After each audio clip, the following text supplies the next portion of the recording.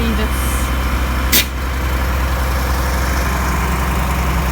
A nervous daddy. Massively nervous. I don't want to sink. Excited to. Take some pictures. Am I excited? Hell yes.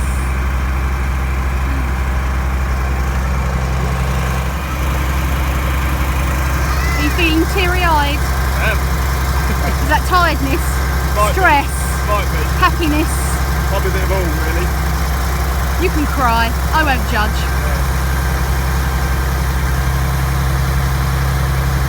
Daddy, booking his insurance. Just send it to the WhatsApp group at work. Wish me luck. They all know what's going on today. Platypus is moving for the first time since 2009. It's a magnificent ship, Platypus.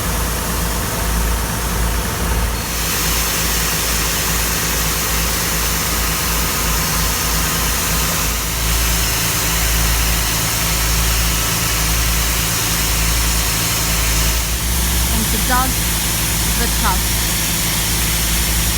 Following the train is almost finished. Keep going. Being lowered down. Here's Steve. Once it's on, will then be tugged to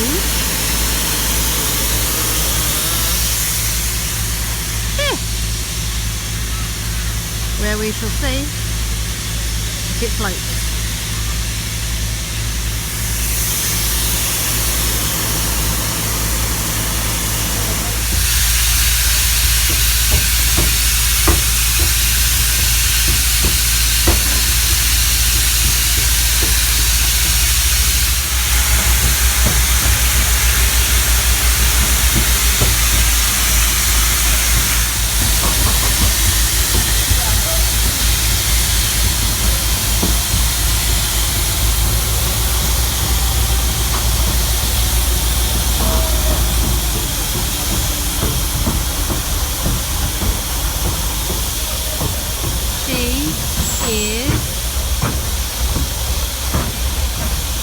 Oh my god.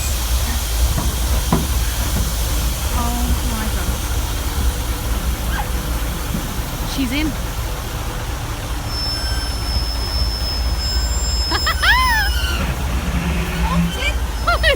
So far. She's amazing. She is amazing. Dan checking to see whether or not there's any water coming in. Bubbles and so forth. Tonight is going to be a rocky sleep.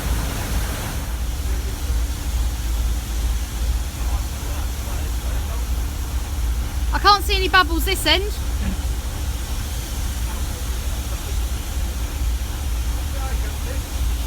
Looking good. Still standing? I'm going down there.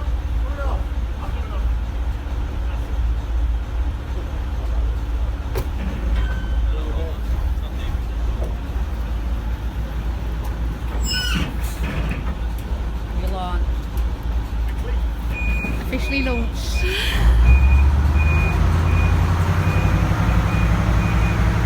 like after you've had your kids, you're just like, oh my god.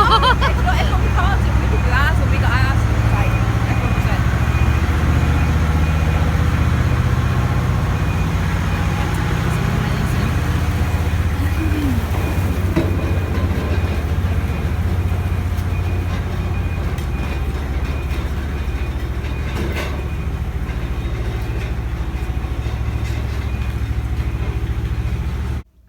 Unfortunately, we have had a bit of a disaster. 8 hours after she'd been launched, she'd been floating lovely, and we filled the water tank up. I was at the front of the boat just getting things ready, getting like a little kitchenette from our camping stuff all set up, and I spotted a very small damp patch. Wasn't sure what it was. It was right next to Dave the dog's bowl, so I was hoping it was just a bit of water. Mopped it up, but within 10 seconds it was damp again. Gave a little bit of a scratch with my nail, and all of a sudden I started having a load of water come through. which panicked the life out of me. Jumped off the boat. My friend Steve, who's been helping us, was there, and it was very quick thinking by him. We managed to get to the board off the top of the roof, which we use as a plank. Got underneath one of the anodes, and we managed to lever it up to sort of stop it from that part of the boat being under the water. We then drained the water tank out to lift the boat up a bit higher, and we managed to obviously stop the boat from actually sinking, but there is a hole going all the way through. Now, luckily for us, there was a chap called Dave the welder on site, which we managed to grab hold of him. By this point, it was about 7 o'clock at night, maybe even later. He jumped on board, he gave us a hand and had a look, tried to weld the inside up to see if he could to stop it coming in. He tried to about 9:30, 10 o'clock. It was pitch black. We had to abandon it. So we left a bit of wood underneath the boat, tip it up slightly with a rope round it, and had to leave it for the night. We had nowhere to sleep other than the car, which was full of all of our belongings. We couldn't sleep on the boat. If we moved and it fell off the log, it would have taken water in. So luckily, one of the people on the boatyard had an empty caravan that they let us stay in. So that was really, really lucky. So we stayed there that night. Following morning, Dave the welder came back down to see me. He tried to weld it up. It still wouldn't seal. So what he tried to do is hang over the edge of the canal and weld a small plate on the outside of the boat. Took him quite a long time while I'm sitting there on the bit of wood trying to keep the boat afloat. He managed to seal it all up, which was great. While I'm sitting on that wood, holding the boat out, got a tap on my shoulder. Some bloke says, "Excuse me, are you Daniel Riddles?" It suddenly dawned on me, I had my BSS test booked. I totally forgot, with all the commotion, to cancel it. So there I am, stopping the boat from sinking by sitting on a plank of wood, tipping the boat up, and the man's there trying to do my BSS. Anyway, he did it. It failed on 2 small things. One sign was missing and a couple of clips that he wanted me to change. So even though it was sinking at the time, I still managed to pass the BSS, so that was really, really lucky. Unfortunately though, towards the end of the BSS test, I'm on the boat. We've done the welding by that point. I started hearing a trickling sound. Walked round, looked inside the water tank, and water was getting into the water tank. So it was about 5:30 at this point. The boatyard was closing up. I managed to get hold of the chap who owned it, and he very kindly pulled the boat out of the water really, really fast. And we managed to get Dave the welder to put a big plate on the side of the boat, welded it all up, and then we launched it back the following day. Now, we were 2 days late getting back home, so we had to leave the boat at that point because we had to just get home. We had children and work to look after, so we went back home and had to leave the boat there for a couple more weeks before we went back up. Now, you're probably wondering, did we have a survey done on the boat? No, we didn't. It was our decision. It was a bit of a calculated risk, really. But the chap who owned the boat before us had it for about 18 months, and he told me that he had a survey done before he bought it, and all was okay.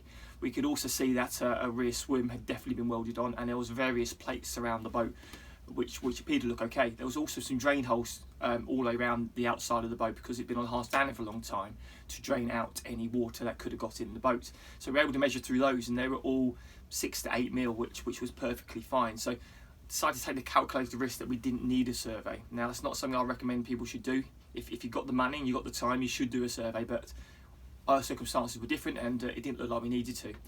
When I had a chap in to weld the anodes on, I did ask him to wander around and give his opinion, and he also said everything appeared to be absolutely fine. Now, when we done this welding, when we ground it all back, we could actually see that some owner before me at some point had used body filler to cover up a patch underneath one of the rubbing strips, and then blackened it over so you couldn't be seen. So very naughty, not something I would do to anybody, but luckily we found it. Luckily that happened before we started cruising off. Now, that's the end of the doom and gloom, thankfully. So next episode, we're going to be showing us actually setting off for the first time. We've never been on a boat before, never steered a boat before, so that was the very, very first time. So please join us in the next episode of Platypus on our adventure. Take care.